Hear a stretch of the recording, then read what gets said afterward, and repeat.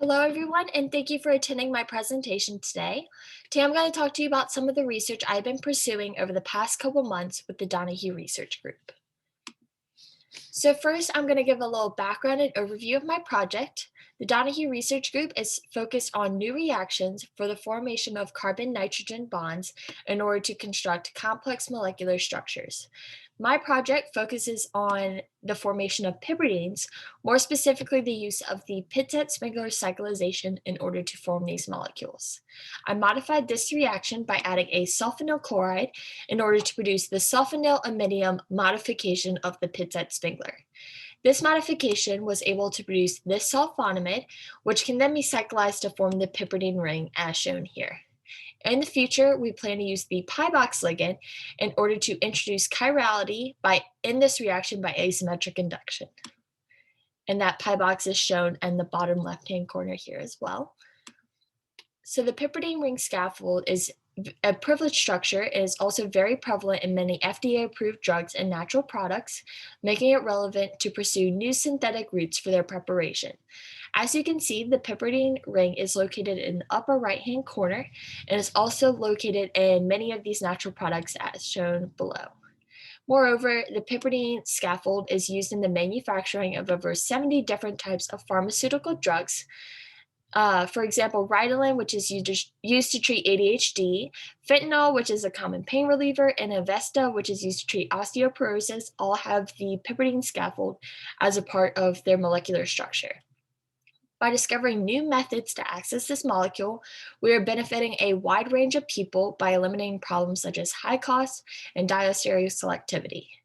Many of the investigative routes that used to produce these compounds produce compounds that are racemic and non-stereoselective, which is unfavorable in pharmaceutical companies. For example, Ritalin is sold racemic, but is a privileged structure which has the ability to become a chiral center. This means that one enantiomer of the product may be the active form, while the other enantiomer may be non-active or even toxic. So by synthesizing just one enantiomer of the product, we are benefiting a wide range of people and eliminating these problems. So here is the Pictet-Spengler cycllization. In this reaction, the amine undergoes cycllization with an aldehyde, followed by the ring closure. The mechanism begins with the protonation of the carbonyl oxygen by the acid, which is subsequently attacked by the amine reagent. Steps 3, 4, and 5 are proton transfer steps, and a water molecule is released in step 5, which results in the protonated amine intermediate. This then undergoes a 6-endo-trig cycllization reaction with the loss of aromaticity of the aryl ring. A final deprotonation step restores the aromaticity and results in the tetrahydroisoquinoline product.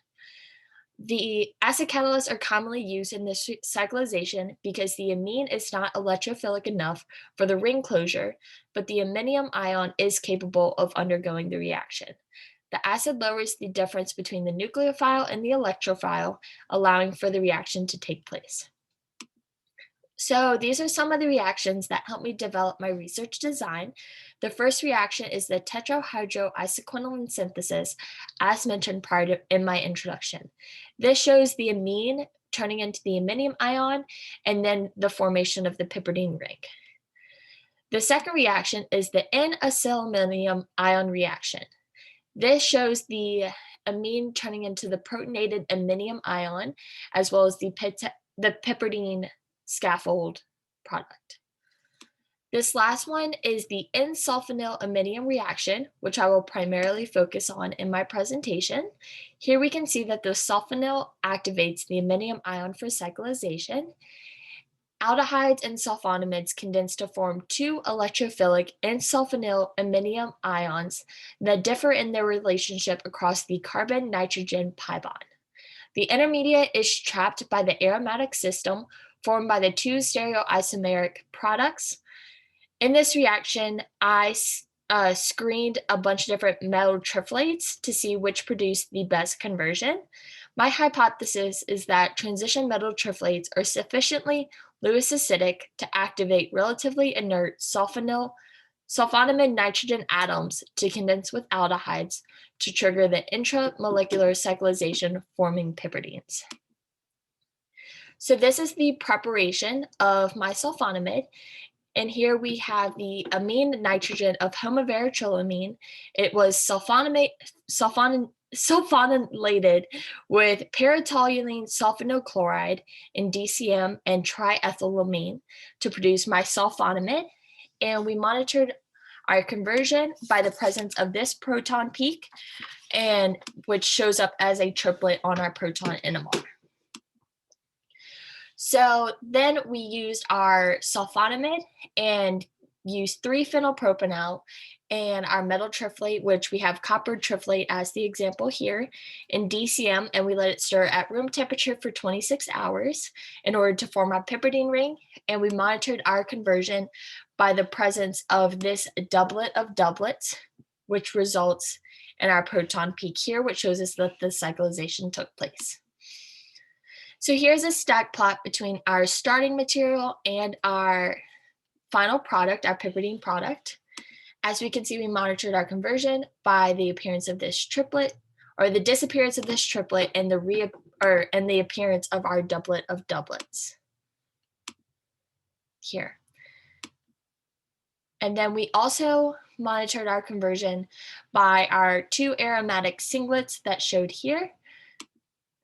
So this is just a zoomed in measurement of our conversion. Once again, we have our nitrogen proton, which shows up as a triplet, and then our cyclized proton here, which shows up as a doublet of doublets. All right, and then these are just the results of our metal triflate screen. So the ones that gave the best conversion were scandium, silver, copper, and indium. These all gave over 90% conversion. Our intermediate conversions were aluminum, yttrium, yttrium, and samarium. These were just intermediate conversions. I mean, they cyclized, but they didn't cyclize fully, so our proton NMR showed some starting material and some final product, so it was still crude. And the ones that gave no conversion were calcium, lithium, sodium, potassium, and magnesium, so a lot of our alkali and alkaline earth metals.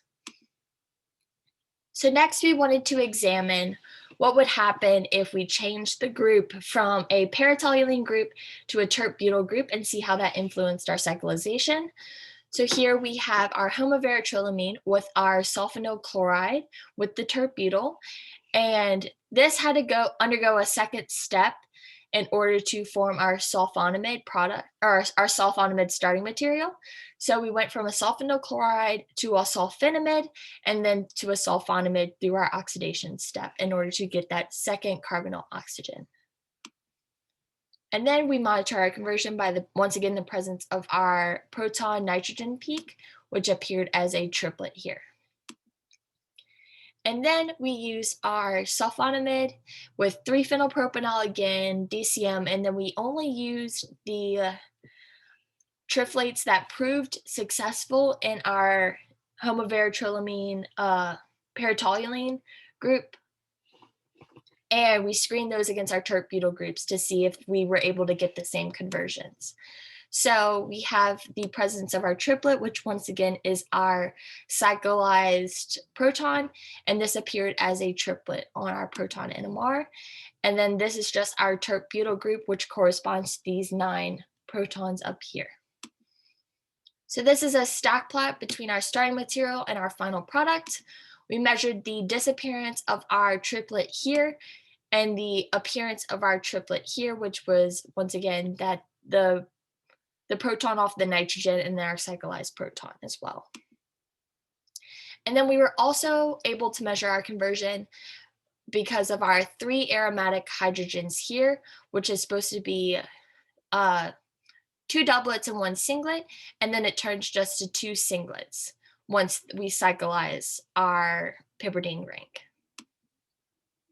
So this is how we were able to measure our conversion.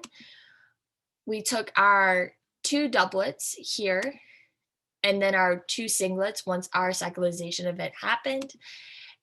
And we took the integrations. We set the proton, or the final product proton integration to 1.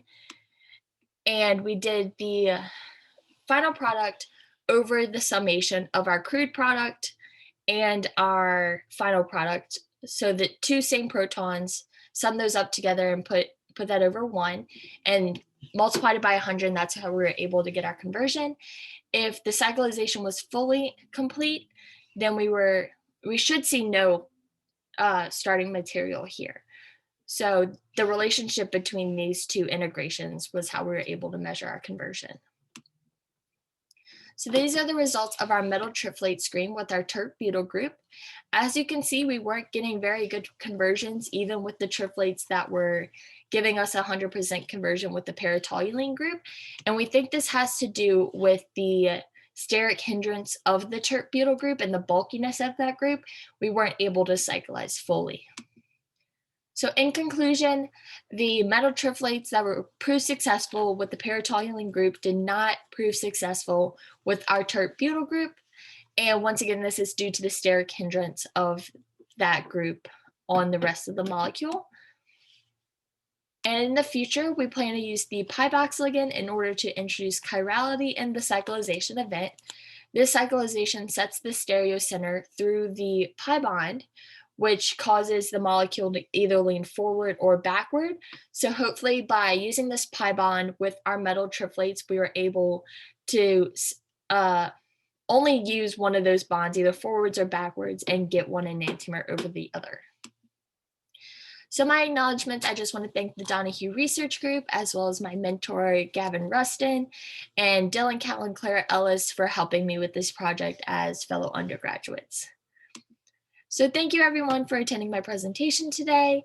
I really hope you enjoyed it. If you have any questions, please feel free to reach out to me as well. Thanks.